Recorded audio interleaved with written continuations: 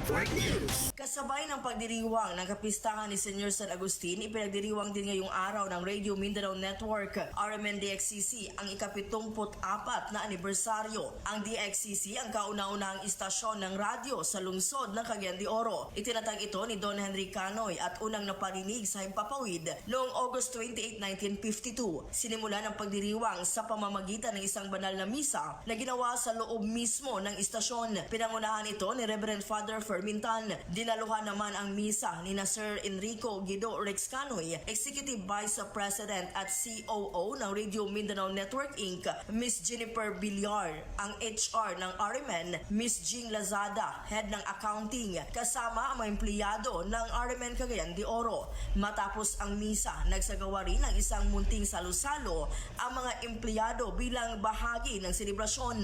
Sa loob ng 74 na taon, patuloy na nagsisilbi ang RMN DXCC sa mga Cagayanon sa pamamagitan ng balita, musika at public service. Kasama mo sa RMN Cagayan de Oro, Radyoman Ali Jane Duhay Lungsod, Tatak, RMN.